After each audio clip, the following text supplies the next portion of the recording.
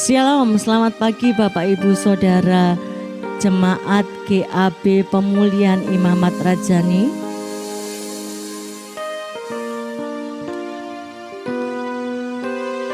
Selamat bertemu kembali di dalam ibadah online pagi ini. Mari kita tundukkan kepala, kita mau berdoa. Tuhan Yesus yang baik dan mengasihi kami bersyukur kepadamu Tuhan buat kasih setiamu yang selalu baru di dalam kehidupan kami. Pagi ini Tuhan, kami mau memuji, memuliakan dan menyembah namamu. Layakkan, kuduskan setiap kami Tuhan, jemaatmu, untuk kami boleh sungguh-sungguh menaikkan pujian, hormat dan sembah kami hanya kepadamu, Allah yang Maha Kudus. Terpujilah namamu Tuhan, di dalam nama Tuhan Yesus kami berdoa dan mengucap syukur. Haleluya. Amin. Ku datang Tuhan dalam hadirat-Mu, berhiaskan kekudusan. Seluruh surga sujud menyembah-Mu, ku tersungkur dan berseru, ku datang Tuhan dalam hadirat-Mu, berhiaskan kekudusan. Seluruh surga sujud menyembah-Mu, ku tersungkur dan berseru, kudus, kuduslah, kuduslah Tuhan, Allah semesta Allah, kudus, kuduslah Tuhan, kuduslah Tuhan, surga bumi menyembah-Mu. Ku datang Tuhan dalam hadirat-Mu, perhiaskan kekudusan. Seluruh surga sujud menyembah-Mu, ku tersungkur dan berseru, ku datang Tuhan, ku datang Tuhan dalam hadirat-Mu, perhiaskan kekudusan. Seluruh surga sujud menyembah-Mu, sujud menyembah-Mu, ku tersungkur dan berseru, kudus, kuduslah, kuduslah Tuhan, Allah semesta Allah, kudus, kuduslah, kuduslah Tuhan.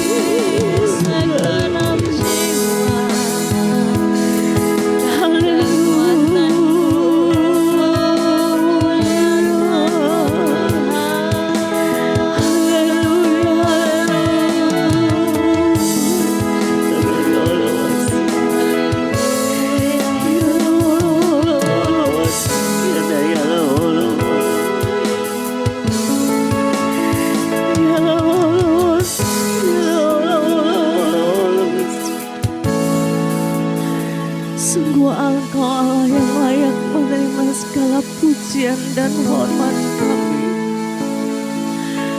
Kau Allah yang maha kudus, kudus, kudus, kuduslah.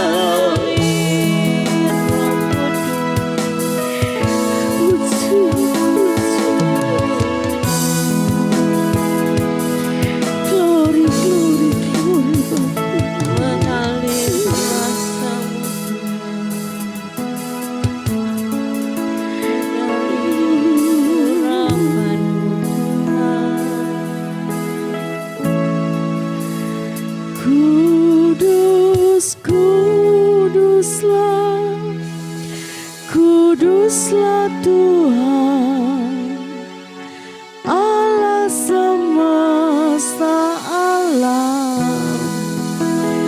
Kudus, kuduslah, kuduslah Tuhan.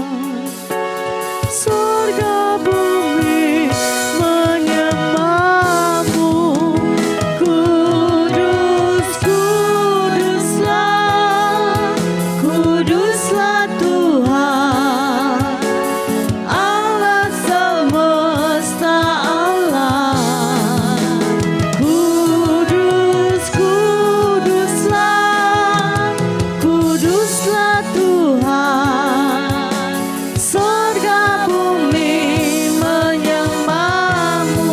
Surga bumi, surga bumi menyembahmu. Kami semua menyembahmu.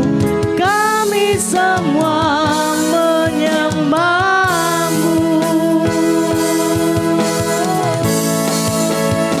Terpujilah namamu Tuhan, Engkau Allah yang maha kudus.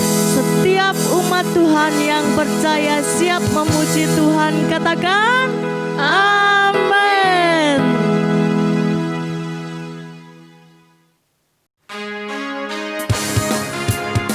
Sungguh ajaib kasih setia dan kuasa Yesus di dalam kehidupan kita. Haleluya. Mari sama katakan, Yesusku ajaib, Dia sungguh ajaib. Kasih-Nya padaku tak berkesudahan. Yesusku ajaib, Dia sungguh ajaib. Kuasa-Nya padaku kekal selama-lamanya. Takkan pernah berubah kasih setia-Nya, selalu baru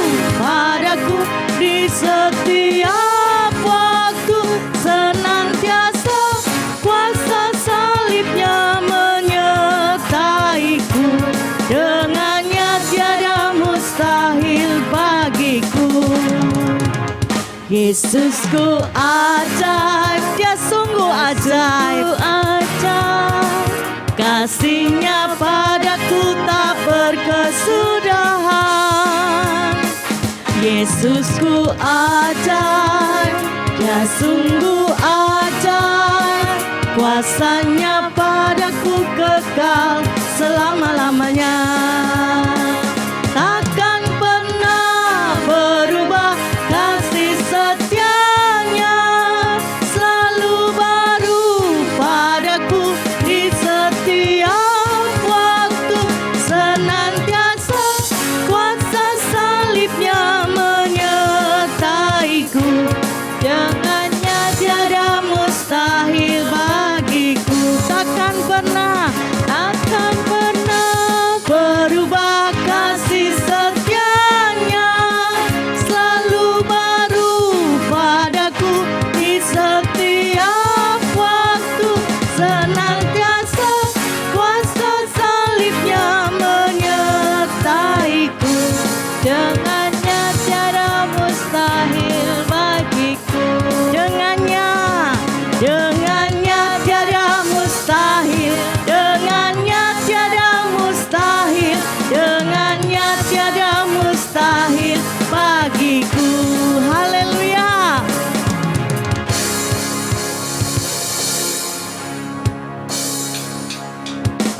Berikan sorak-sorai buat Tuhan. Haleluya. Bersorak-sorai setiap orang yang mengasihi Tuhan.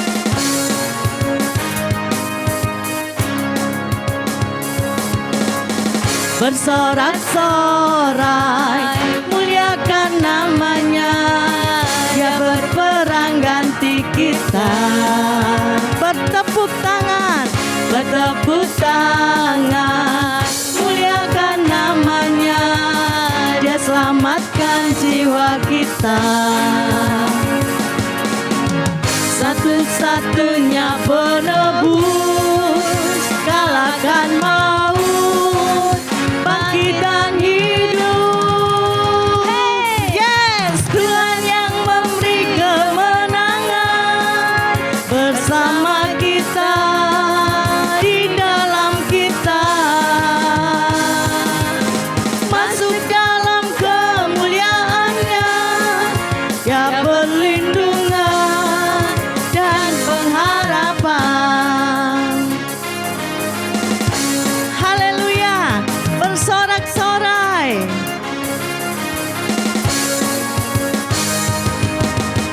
bersorak-sorai, muliakan namanya, dia berperang ganti kita.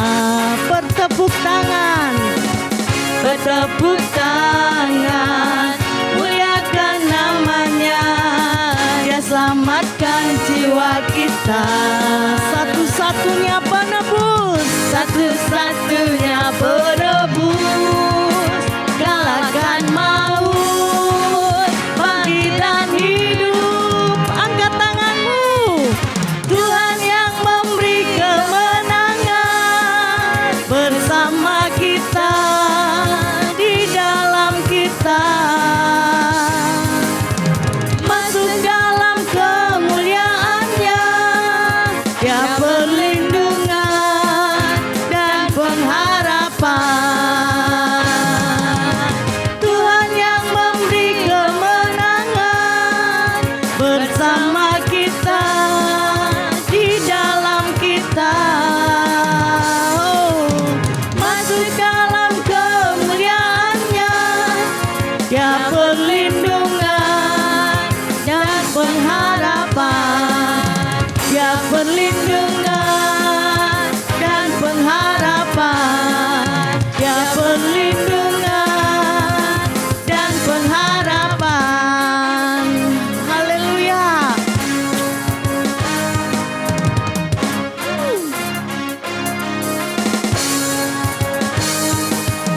Berikan sorak-sorai buat Tuhan Yesus. Haleluya.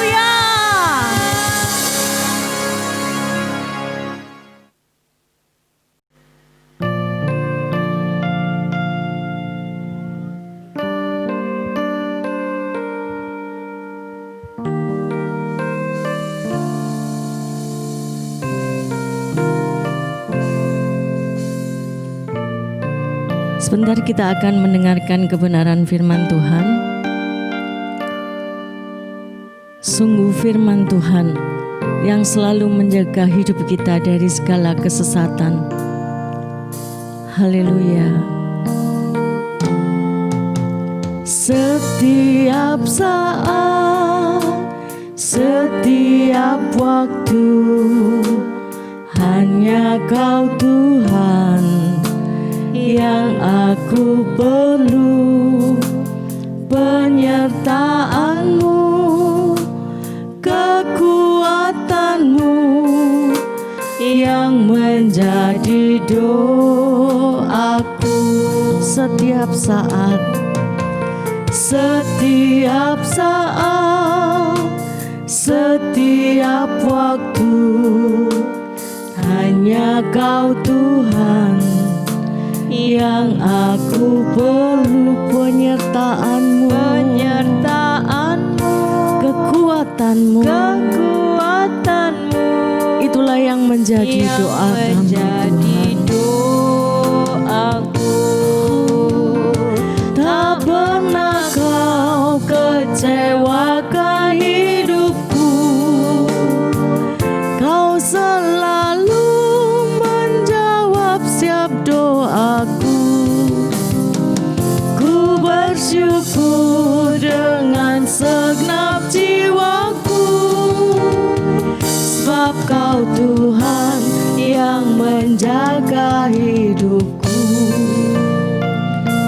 Setiap saat Tuhan kami memerlukan Engkau. Setiap saat, setiap waktu, hanya Kau Tuhan yang aku perlu. Penyertaan-Mu, kekuatan-Mu yang menjadi doaku. Setiap saat, setiap waktu, hanya Kau Tuhan yang aku perlu. Penyertaan-Mu, kekuatan-Mu yang menjadi doaku. Katakan, tak pernah Kau kecewakan hidupku. Kau selalu menjawab setiap doaku. Ku bersyukur dengan segenap jiwaku, sebab Kau Tuhan yang menjaga hidupku. Katakan, tak pernah Kau kecewakan hidupku. Kau selalu menjawab setiap doaku. Ku bersyukur dengan segenap jiwaku, sebab Kau Tuhan yang menjaga hidup. katakan, tak pernah kecewakan. Tak pernah Kau kecewakan hidupku. Kau selalu menjawab setiap doaku. Ku bersyukur dengan segenap jiwaku, sebab Kau Tuhan yang menjaga hidupku. Sebab Kau Tuhan yang menjaga hidupku.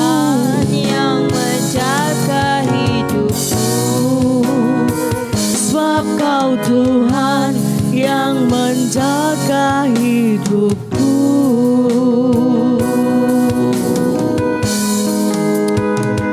Haleluya. Glory. Kami bersyukur Tuhan tak pernah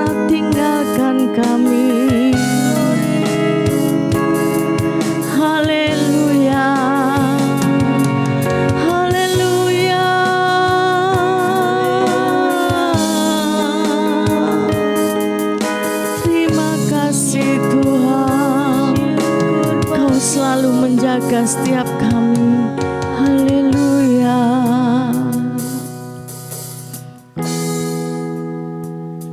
Terima kasih Tuhan, sungguh Engkau Allah yang baik dan mengasihi kami. Engkau tidak pernah meninggalkan kami. Sebentar kami akan mendengarkan kebenaran firman-Mu. Biarlah setiap kami Tuhan boleh membuka hati kami, telinga kami, untuk kami boleh sungguh-sungguh menerima kebenaran firman-Mu. Karena kami tahu firman-Mu lah yang menjaga hidup kami dari segala kesesatan. Tuhan, mengurapi hamba-Mu yang akan menyampaikan kebenaran firman-Mu. Biarlah bukan dengan kepandaian dan kuat gagahnya, tetapi biarlah Roh Kudus sendiri yang menuntun dan menyatakan kebenaran firman-Mu. Terpujilah nama-Mu Tuhan, kami siap mendengarkan firman-Mu.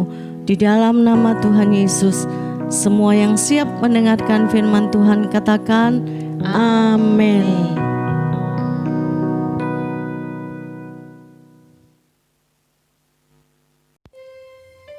Shalom, selamat pagi, salam sejahtera bagi Bapak, Ibu, dan Saudara yang dikasihi Tuhan Yesus.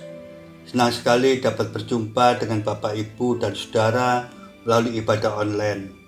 Meskipun kita berada di rumah masing-masing, saya percaya bahwa Tuhan Yesus hadir, menyertai dan memberikan kekuatan bagi setiap kita yang percaya kepadanya.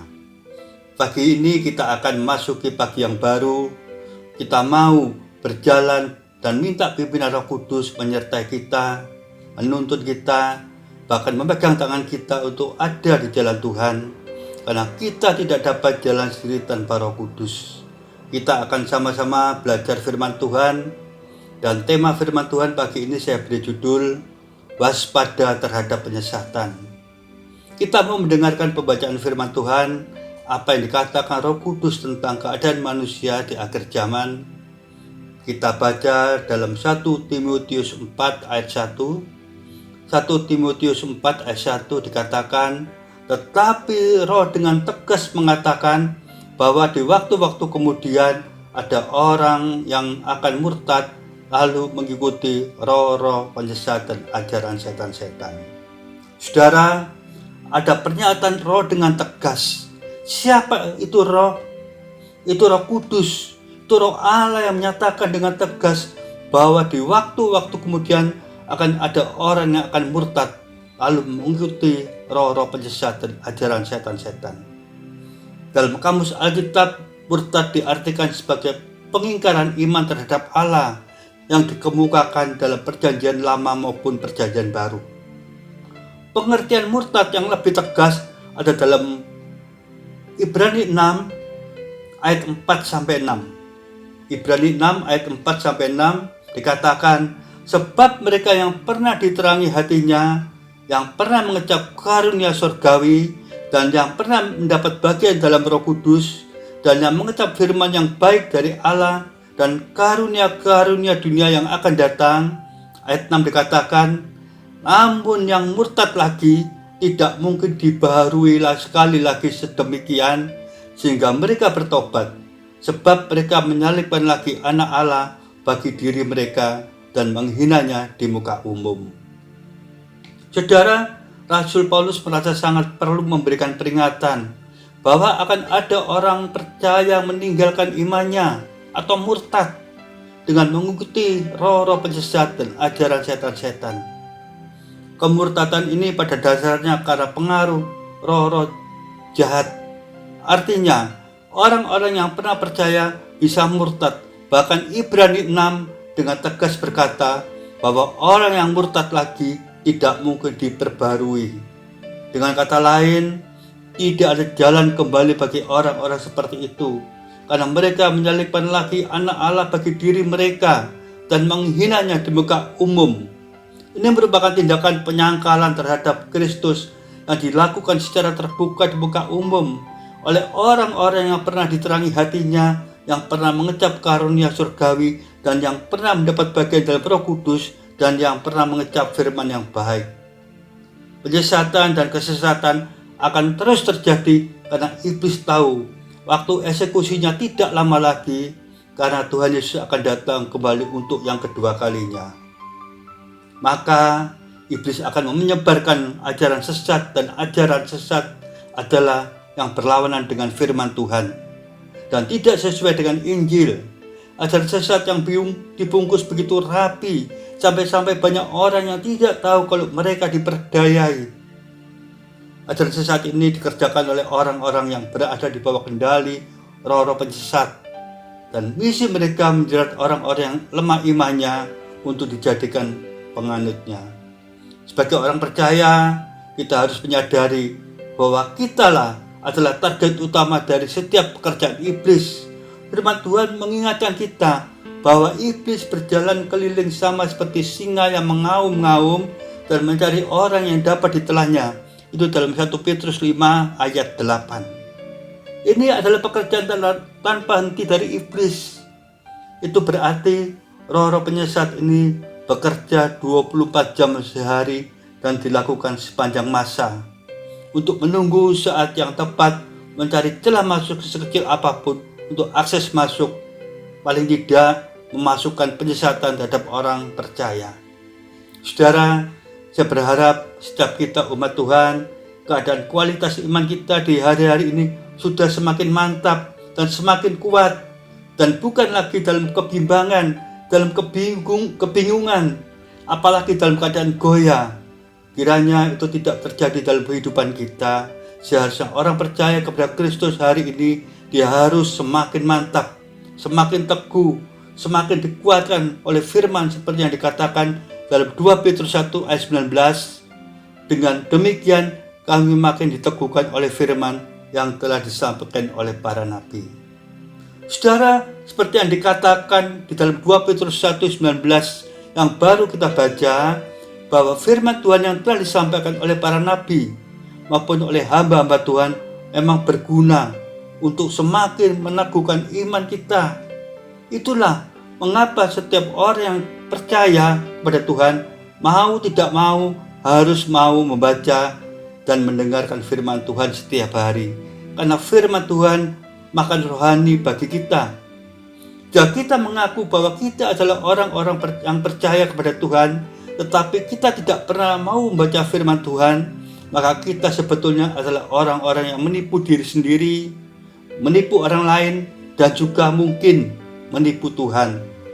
Saudara, dari sejak awal Tuhan Yesus telah memperingatkan para murid-Nya bahwa pasti akan ada penyesatan. Dikatakan dalam Injil Lukas 17 ayat 1 dan 2. Injil Lukas 17 ayat 1 dan 2, Yesus berkata kepada murid-murid-Nya, tidak mungkin tidak akan ada penyesatan, tetapi celakalah orang yang mengadakannya. Adalah lebih baik baginya jika sebuah batu kilangan diikatkan pada lehernya, lalu ia dilemparkan ke dalam laut, daripada menyesatkan salah satu dari orang-orang yang lemah ini. Secara teologis memang patut diakui bahwa ajaran sesat selalu ada di mana-mana dalam segala zaman. Apalagi menjelang akhir zaman, pasti bermunculan beragam ajaran yang tidak sesuai dengan kebenaran firman Tuhan yang tertulis di Alkitab. Penyesatan terjadi disebabkan adanya pengabaran Injil yang palsu oleh pengajar-pengajar yang mengaku hamba Kristus. Dalam 2 Korintus 11 ayat 13-15 berkata, sebab orang-orang itu adalah rasul-rasul palsu, pekerja-pekerja curang yang menyamar sebagai rasul-rasul Kristus. Hal itu tidak usah mengherankan, sebab iblis pun menyamar sebagai malaikat terang. Jadi bukanlah suatu hal yang ganjil jika pelayan-pelayannya menyamar sebagai pelayan-pelayan kebenaran, kesudahan mereka akan setimpal dengan perbuatan mereka. Saudara, orang-orang yang menjadi penyesat-penyesat ini mengajarkan Injil secara tidak benar. Mereka sangat pandai menarik orang-orang ke dalam dusta dan penyesatan mereka. Iblis dan antek-anteknya menyusun siasat guna menjerat dan menyerumuskan orang-orang percaya yang tidak waspada sehingga ajaran sesat dapat masuk ke dalam hidupnya. Karena itu saudara, sebagai orang percaya kepada Tuhan Yesus harus selalu waspada sehingga tidak terjebak dan menyimpang dari kebenaran firman Tuhan. Sebab itu Tuhan Yesus memberikan peringatan dengan berkata, celakalah orang yang mengadakannya. Ini merupakan peringatan yang sangat keras bagi mereka yang mengadakan penyesatan. Mereka akan dihakimi oleh Tuhan sesuai dengan perbuatannya, dan mereka pantas dijatuhi hukuman yang sangat mengerikan, yaitu ditenggelamkan ke dalam laut dengan batu kilangan diikatkan di leher. Ini merupakan lambang dari penghukuman kekal dari Tuhan bagi para penyesat yang memberitakan Injil palsu. Mereka akan dibuang di api kekal, dihukum bersama-sama dengan iblis yang disebut sebagai bapa dari segala dusta dan penyesat. Saudara, kita butuh tuntunan Roh Kudus setiap hari. Kita butuh Roh Kudus ada bersama kita. Dikatakan dalam 2 Korintus 3 ayat 17. 2 Korintus 3 ayat 17, sebab Tuhan adalah Roh, dan di mana ada Roh Allah, di situ ada kemerdekaan. Kalau orang percaya selalu berjalan bersama Roh Kudus, saya percaya hidupnya terus tetap bersukacita. Karena Roh Kudus itu Roh Allah yang memberikan sukacita dan damai sejahtera bagi kita. Mari umat Tuhan, hiduplah bersemangat, hiduplah bergembira, bersukacita, karena Tuhan itulah kekuatan kita, itulah kekuatanku. Saudara, kita diingatkan bahwa Tuhan Yesus pernah menyampaikan makna perumpamaan tentang lalang di antara gandum dalam Matius 13 ayat 36 sampai 43. Karena ayatnya panjang, saya tidak bacakan. Saudara bisa baca di rumah. Perumpamaan ini cukup singkat. Intinya adalah seorang penabur yang menaburkan benih gandum di ladangnya, tetapi kemudian datanglah musuhnya menaburkan benih lalang di ladang tersebut, sehingga tumbuh dua jenis tanaman, yaitu gandum dan lalang. Yang pemilik lahan tidak mencabut lalang tersebut ketika tanaman itu masih kecil. Kemungkinan ada gandum yang masih kecil ikut tercabut, dan ia membiarkan saja, dan akan dicabut ketika tanaman itu sudah tumbuh besar, di mana lalang tersebut akan dibuang dan dibakar dengan api. Saudara, makna dari perumpamaan ini bahwa orang yang menaburkan benih yang baik ialah anak manusia, yaitu Tuhan Yesus. Benih yang ditaburkan adalah firman Tuhan, dan ladangnya adalah dunia. Sedangkan musuh dari penabur, yaitu iblis, yang juga menaburkan benih lalang di ladang tersebut. Artinya bahwa di dunia ini iblis juga menaburkan benih kejahatan, benih kebencian, benih permusuhan dan sebagainya yang merusak kehidupan orang percaya supaya mereka menjadi jahat. Dan benih kejahatan yang ditaburkan iblis di saat semua orang sedang tidur, dikatakan dalam Matius 13 ayat 25, tetapi pada waktu semua orang tidur, datanglah musuhnya menaburkan benih lalang di antara gandum, itu lalu pergi. Saudara, yang dimaksud orang tidur adalah tidur rohani. Ketika orang Kristen tidur rohaninya, tidak lagi memikirkan perkara-perkara rohani, dan mulai malas dan melalaikan jam-jam doanya, oleh bosan dan mengantuk saat mendengarkan firman Tuhan, dan mulai merasa bimbang dan ragu terhadap pengajian benar, yaitu firman Tuhan, maka dengan cepat akan dijerat oleh iblis. Karena iblis tidak pernah berhenti mengawasi setiap gerak-gerik kita. Ia selalu berusaha mencari kesempatan untuk menyebarkan pengaruhnya. Sedangkan benih kebenaran yang adalah firman Tuhan yang telah ditaburkan oleh Tuhan Yesus, dan kemudian pekerjaan menabur ini dilakukan oleh murid-muridnya juga dan oleh para rasulnya yang telah menerima amanat agung dari Tuhan. Dan Tuhan Yesus berkata, karena itu pergilah, jadikanlah semua bangsa muridku, dan baptislah mereka dalam nama Bapa dan Anak dan Roh Kudus, dan ajarlah mereka melakukan segala sesuatu yang telah kuperintahkan kepadamu, dan ketahuilah aku menyertai kamu senantiasa sampai kepada akhir zaman. Itu dalam Matius 28 ayat 19 dan 20. Saudara, ternyata iblis juga tidak mau ketinggalan. Ia menaburkan benih lalang seperti yang dikatakan oleh Rasul Yohanes dalam 2 Yohanes 1 ayat 17.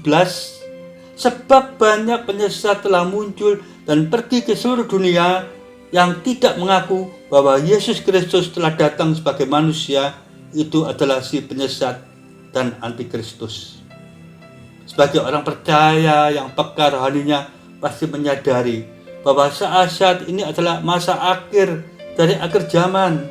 Keadaan, kejadian, atau peristiwa yang terjadi di dunia ini semakin menguatkan bahwa kedatangan Tuhan Yesus yang kedua kalinya sudah semakin dekat. Alkitab menyatakan bahwa sebelum hari itu tiba akan terjadi kemurtadan, penyesatan, kesukaran, atau masa-masa sulit dan sebagainya. Karena itu firman Tuhan memberikan nasihat kepada kita, berawas-awaslah, jangan kamu gelisah, sebab semuanya itu harus terjadi, tetapi itu belum kesudahannya. Itu dalam Matius 24 ayat 6. Saudara, tanda lain yang semakin mempertegas tentang akhir zaman adalah munculnya antikristus. Bukanlah sesuatu yang baru, karena sudah ada sejak lama. Jika pada masa Yohanes hidup saja dikatakan banyak penyesat telah muncul, apalagi pada masa sekarang ini tentu akan semakin banyak aliran sesat dan para penyesat. Salah satu ciri penyesat menurut Rasul Yohanes bahwa mereka menolak, menyangkal bahwa Yesus Kristus telah datang sebagai manusia. Memang ada banyak ciri-ciri aliran sesat lainnya, tapi Yohanes hanya menunjukkan salah satu dari ciri-ciri tersebut.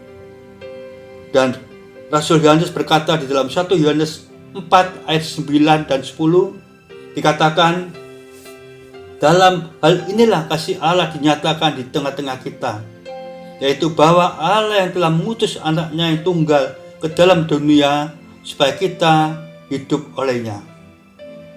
Ayat 10, inilah kasih itu, bukan kita yang telah mengasihi Allah, tapi Allah yang telah mengasihi kita dan yang telah mengutus anaknya sebagai pendamaian bagi dosa-dosa kita. Saudara, penolakan terhadap Yesus Kristus sebagai anak yang diutus oleh Allah otomatis juga menolak Bapa yang mengutus anaknya datang ke dalam dunia sebagai manusia. Ajaran sesat selalu ingin keluar dari kebenaran firman Tuhan yang dinyatakan di dalam Alkitab, dan biasanya mereka membuat Injil yang lain yang sebenarnya bukan Injil. Injil yang lain itu adalah Injil yang menyesatkan, yaitu Injil yang tidak mengagungkan Tuhan, tidak mengakui bahwa Tuhan Yesus Kristus telah datang ke dalam dunia sebagai manusia. Ini adalah ciri-ciri dari penyesatan yang dilakukan oleh antikristus. Menghadapi hal ini kita memang harus waspada. Penyesatan dapat membuat orang tidak lagi mengakui Yesus sebagai Tuhan. Sebaliknya, Yesus hanya dianggap sebagai manusia biasa atau hanya sebagai nabi. Jika penyesatan itu tidak segera dilawan dengan kebenaran firman Tuhan, maka lambat laun manusia yang mendengar Injil yang sesat itu akan kehilangan iman yang besar. Rasul Yohanes kembali mengatakan kita di dalam 1 Yohanes 4 ayat 1. 1 Yohanes 4 ayat 1 dikatakan, saudara-saudaraku yang kekasih, janganlah percaya akan setiap roh, tetapi ujilah roh-roh itu, apakah mereka berasal dari Allah, sebab banyak nabi-nabi palsu yang telah muncul dan pergi ke seluruh dunia. Firman Tuhan mengatakan kepada kita bahwa di dalam dunia ini ada dua jenis roh. Yang satu adalah roh yang berasal dari Allah, dan yang satu lagi adalah roh yang tidak berasal dari Allah. Dan kita diminta untuk menguji setiap roh. Pertanyaannya, mengapa kita diminta untuk menguji? Karena ada begitu banyak orang yang mengaku sebagai nabi, yaitu nabi palsu yang telah muncul dan pergi ke seluruh dunia mengajarkan banyak hal kesesatan pada umat Tuhan. Iblis dan roh-roh jahatnya memakai orang-orang pilihannya yang mengikuti roh-roh penyesat dan ajaran setan untuk menyebarkan berbagai ajaran palsu yang menyesatkan. Saudara, mereka mengajarkan begitu banyak kesesatan dan berusaha untuk menyesatkan firman Tuhan. Mereka juga memberikan kesaksian palsu tentang keberhasilan pelayanan mereka. Hidup mereka penuh dengan dusta dan tipu daya. Yesus pernah berkata di dalam Matius 24 ayat 24 dikatakan, sebab Mesias palsu dan nabi-nabi palsu akan muncul dan mereka akan mengadakan tanda-tanda yang dahsyat dan mujizat-mujizat sehingga sekiranya mungkin mereka menyesatkan orang-orang pilihan juga. Saudara, kita harus ingat bahwa iblis pun bisa menyamar sebagai malaikat terang. Itu ada dalam 2 Korintus 11 ayat 11. Iblis menyebarkan kepalsuan. Iblis menyebarkan Mesias palsu. Iblis nabi-nabi palsu, ajaran-ajaran palsu yang menyesatkan. Iblis juga dapat meniru tanda-tanda dan mujizat-mujizat seperti yang Tuhan Yesus lakukan. Iblis akan membuat manusia mengalami sakit, dan kemudian ia akan mengirim manusia pilihannya untuk mencabut penyakit tersebut, seolah-olah mendapat kesembuhan dari Tuhan. Ini akan terlihat nyata, sehingga akan ada banyak orang yang tertipu. Karena itu saudara, kita harus berhati-hati dengan pelayanan yang mengagung-agungkan mujizat kesembuhan. Walaupun di dunia ini penuh dengan segala tipu daya, kita sebagai orang percaya jangan mudah terkecoh, jangan gampang percaya melihat fenomena orang rohani yang tampaknya luar biasa. Saudara, betapa pentingnya pengajaran firman Tuhan, karena Tuhan berbicara melalui firman-Nya, dan Roh Kudus yang menuntun dan mengajarkan kita melalui hamba-hambanya, baik itu melalui ibadah di hari Minggu maupun PA atau pemahaman Alkitab di hari Rebu yang saat ini dilakukan secara online, dan di hari Jumat ada doa puasa. Melalui kehidupan doa dan firman Tuhan membuat kita semakin mengenal dan mengerti kehendak Tuhan. Dan apabila kita tidak sungguh-sungguh untuk mengenal Tuhan kita dengan benar, maka dunia akan menyesatkan kita. Dan penyesatan ini sudah bekerja sedemikian rupa masuk dalam berbagai bidang. Karena itu, bagi umat Tuhan yang tidak sungguh-sungguh menyembah Tuhan, tidak sungguh-sungguh mempersembahkan kehidupannya kepada Tuhan, maka mereka akan dibujuk sampai murtad, karena mereka tidak mengenal Tuhan dengan benar. Begitu juga kepada kita. Apabila kita tidak waspada, maka dengan mudah kita dapat tertipu dengan mulut manis orang. Karena itu waspadalah. Apapun ajaran kita dengar, sekalipun sepertinya bagus dan meyakinkan, kalau tidak sesuai dengan firman Tuhan, maka itu adalah ajaran yang menyimpang, ajaran yang menyesatkan. Karena itu Rasul Yohanes minta kepada kita untuk menguji roh. Lalu bagaimana caranya? Kita dapat menguji roh itu salah satunya ada dalam 1 Yohanes 4 ayat 2 dan 3. Di dalam 1 Yohanes 4 ayat 2 dan 3 dikatakan, demikianlah kita mengenal roh Allah. Setiap roh yang mengaku bahwa Yesus Kristus telah datang sebagai manusia berasal dari Allah. Dan setiap roh yang tidak mengaku Yesus tidak berasal dari Allah. Roh itu adalah roh antikristus, dan tentang dia telah kamu dengar bahwa dia akan datang, dan sekarang ini ia sudah ada di dalam dunia. Oleh karena itu, secara sederhananya, untuk menguji apakah suatu roh berasal dari Allah atau bukan, adalah melihat siapa yang ditinggikan oleh roh itu. Roh Allah pasti meninggikan Allah dan Yesus Kristus, sedangkan roh yang lain yang tidak berasal dari Allah adalah roh antikristus, akan meninggikan pihak lain, yaitu iblis. Saudara, beberapa hari yang lalu ada seorang ibu yang menelpon istri saya dan bercerita tentang anaknya. Anaknya laki-laki yang sudah remaja, sejak kecil suka bermain game. Anak remaja ini mengalami kepahitan terhadap bapaknya yang mendidik dengan sangat keras. Tidak hanya dibentak-bentak saja, tapi juga dengan pukulan. Dia juga sering melihat ibunya bertengkar dan diperlakukan kasar sama bapaknya. Dan perlakuan itu sama persis seperti apa yang dilakukan bapaknya terhadap dirinya.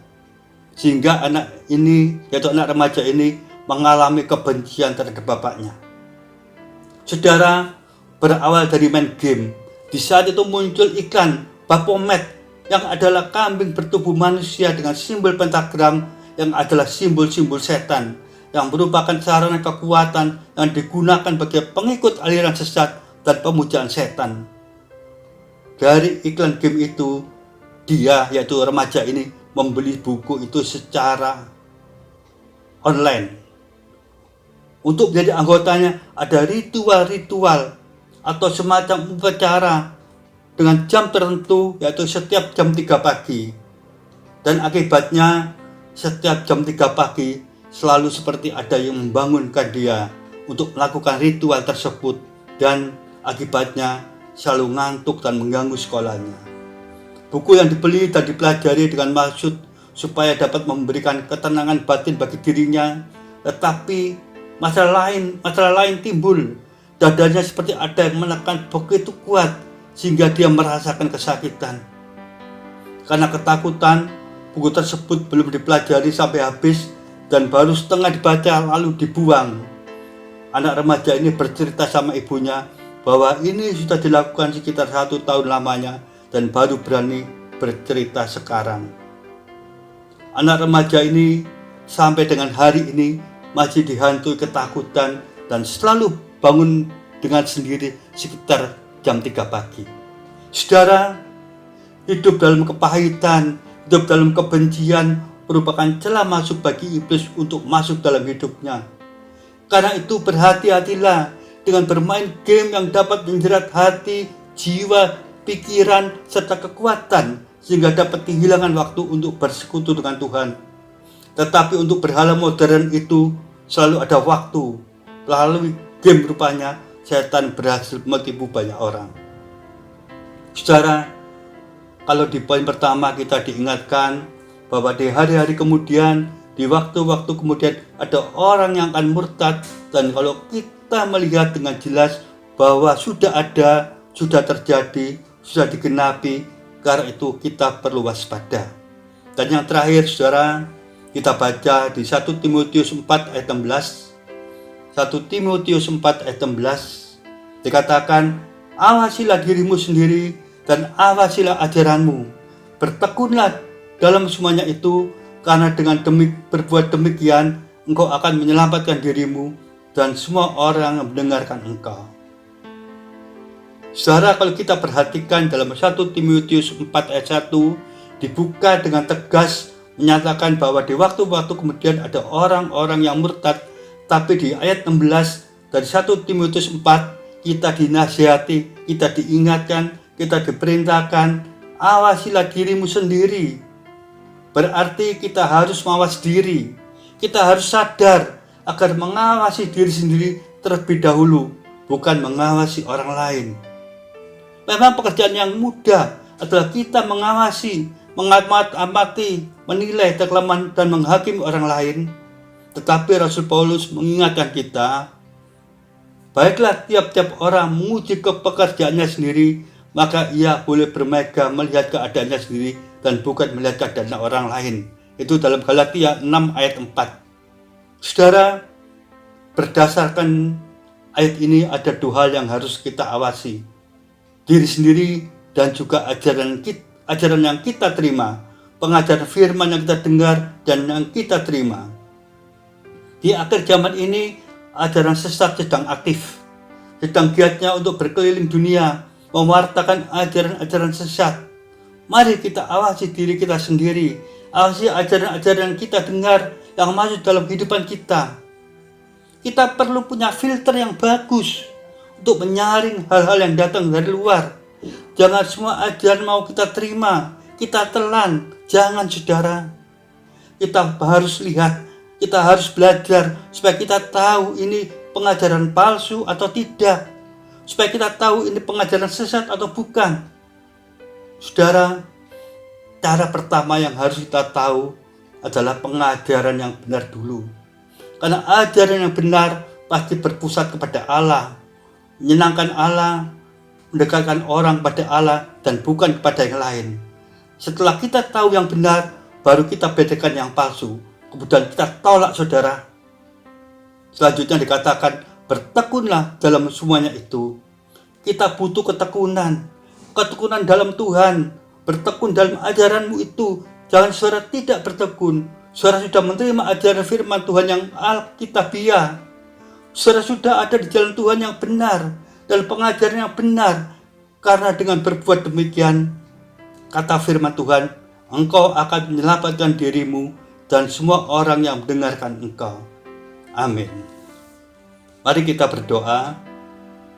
Bapa, kami mengucap syukur dan terima kasih firman-Mu telah sampai kepada kami. Kami dinasihati, kami diingatkan, kami disadarkan oleh firman-Mu. Karena itu pagi ini kami mengangkat tangan kami mohon pimpinan Tuhan, pimpinan Roh Kudus untuk menuntun kami, memegang tangan kami sepanjang hari ini. Kami mau berjalan bersama Tuhan Yesus di dalam kebenaran firman-Mu. Sebab firman-Mu terang bagi kehidupan kami, sebab firman-Mu adalah kekuatan bagi kami. Biarlah kiranya kami boleh hidup di dalam kebenaran firman-Mu yang menuntun setiap langkah dalam kehidupan kami. Dan berkati umat-Mu yang mendengarkan pagi ini, berikan roh damai sejahtera dan sukacita. Kami juga mau berdoa kalau ada yang dalam persoalan, masalah, pergumulan, Tuhan tolong berikan kekuatan dan jalan keluar. Dan yang sakit Tuhan tolong sembuhkan di dalam nama Tuhan Yesus Kristus. Kuasa kesembuhan mengalir buat saudara yang sakit. Oleh bila-bila Yesus engkau sembuh. Ada mujizat di dalam nama Tuhan Yesus. Terima kasih Tuhan, terima kasih Bapa. Kemuliaan hanya bagi Tuhan Yesus Kristus. Di dalam nama Tuhan Yesus Kristus kami berdoa. Amin. Puji Tuhan, selamat pagi. Tuhan Yesus memberkati.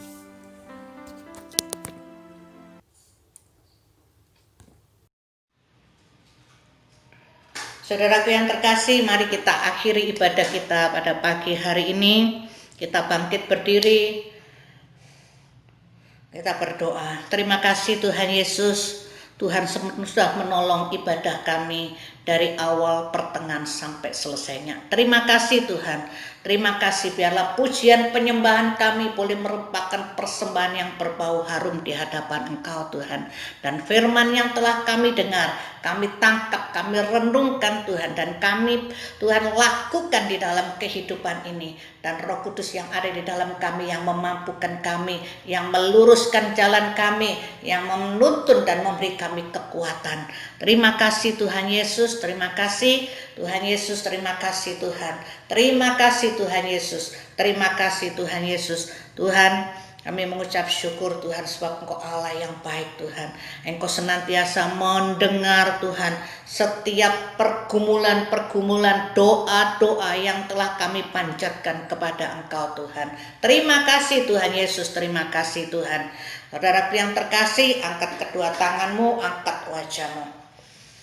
Terimalah berkat yang dari Allah Bapa, Anak, dan Roh Kudus. Tuhan memberkatimu, Tuhan melindungimu, Tuhan menyinarimu dengan wajahnya dan memberikan kau kasih karunia-Nya dan damai sejahteranya. Dan apapun yang kau kerjakan dibuatnya berhasil, beruntung dan berbahagia mulai hari ini sampai selama-lamanya. Di dalam nama Tuhan Yesus Kristus yang percaya dan menerima katakan Amin.